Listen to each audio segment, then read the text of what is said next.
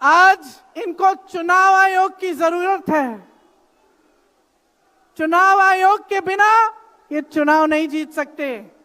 और याद रखिए, चुनाव आयोग के जो मुख्य जो 3 अधिकारी हैं उनके नाम आप याद रखिए, कभी मत भूलिए इनके नाम, क्योंकि ये आज हमारे लोकतंत्र पर वार कर रहे हैं।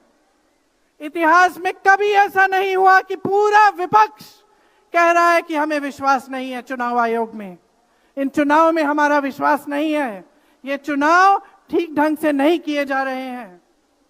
चुनाव की घोषणा से लेकर वोटर लिस्ट, आचार संहिता, प्रचार, मतदान, मतगणना, ईवीएम और नतीजे से तक हर कदम को, हर चीज को संदिग्ध बना दिया है इन्होंने।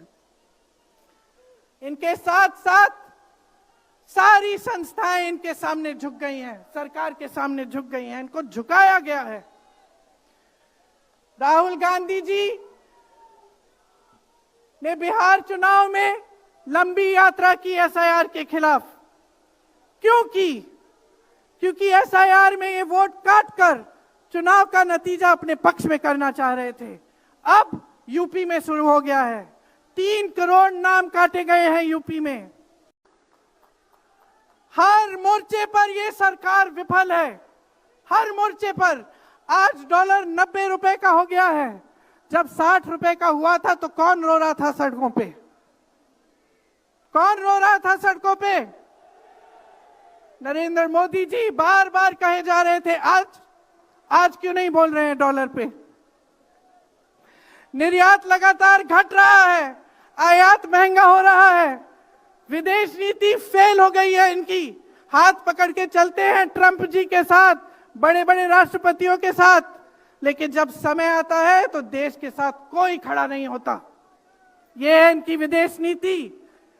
और इनकी नीति कि देश की सारी संपत्ति अपने 2 चेलों को, अडानी जी और अंबानी जी को पकड़ा देते हैं। यहां देश का नौजवान महंगाई से जूझ रहा है, बेरोजगारी से जूझ रहा है, पेपर देता है, लीक हो जाता है, कोई उसकी सहायता नहीं है, नशे की तरफ जा रहा है, बेटिंग ऐप में पूरे दिन बिताता है। और बेटिंग ऐप चलाया कहां से जा रहा है? कहां से चलाया जा रहा है?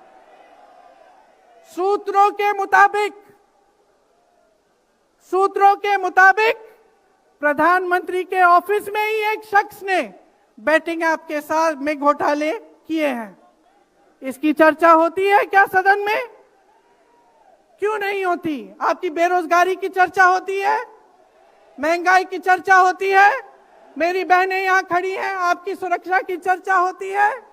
न सदन में होगी, ना बड़ी बड़ी रैलियों में करेंगे ये लोग, ना आपके पास आकर आपसे बात करेंगे, आपके हालचाल पूछेंगे, आपसे पूछेंगे कि किस संघर्ष से आप गुजर रहे हो, कैसे जी रहे हो, क्योंकि हिम्मत नहीं रही इनकी, हिम्मत नहीं रही। राहुल गांधी जी ने बिहार चुनाव में लंबी यात्रा की एसआईआर के खिलाफ।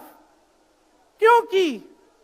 क्योंकि एसआईआर में ये वोट काटकर चुनाव का नतीजा अपने पक्ष में करना चाह रहे थे। अब यूपी में शुरू हो गया है, 3 करोड़ नाम काटे गए हैं यूपी में। कितना योग्य है ये चुनाव आयोग भाजपा के लिए? ज्ञानेश कुमार, सुखबीर सिंह सांधू और विवेक जोशी, मेरे साथ बोलिए। ज्ञानेश कुमार, सुखबीर सिंह सांधू, विवेक जोशी। ये देश इन 3 नामों को नहीं भूलेगा। ये चाहे कितने भी बड़े बड़े, ये कितने भी इंतजाम कर लें इन लोगों को बचाने के लिए, एक दिन इन्हें इस देश को जवाब देना पड़ेगा कि किस तरह से इन्होंने हमारे वोटों का अधिकार हमसे छीनने की कोशिश की, किस तरह से इन्होंने साजिश रची। आज परिस्थितियां ये है कि पिछले आम चुनाव में मुख्यमंत्रियों को जेल में डाला गया, कांग्रेस पार्टी का बैंक अकाउंट बंद कर दिया गया, भ्रष्टाचार के नाम पे तरह तरह के इल्जाम लगाए गए जिसका कोई प्रमाण नहीं है। ईडी भेजी, इनकम टैक्स भेजा, सीबीआई भेजी, और जैसे जैसे जिनका दिल कमजोर था, जो सह नहीं पाए, वो उनकी पार्टी में शामिल हो गए, वैसे वैसे इनकी वॉशिंग मशीन उनको धोकर उनको पाक बनाती रही। आज संसद को देखिए, मुश्किल से एक सत्र में दो बहस होती हैं। और जब हमने कहा, राहुल जी ने मुद्दा उठाया, खड़गे जी ने मुद्दा उठाया कि हमें बहस करनी है चुनाव पे, एसआईआर पे, जिस तरह से वोट चोरी हो रही है उस पे, तो घबरा गए, मानी नहीं बात। अंत में जाकर कैसे माने कि हम वंदे मातरम पर भी चर्चा करेंगे। तो हम संसद में ये बहस करते रहे कि राष्ट्रगीत किसका है, राष्ट्रगीत कैसे बना, राष्ट्रगीत क्यों बना, और जो बड़ी बड़ी समस्याएं हैं जिससे आप जूझ रहे हो, बेरोजगारी, महंगाई, पेपर लीक, उसके बारे में चर्चा करने की हिम्मत नहीं है।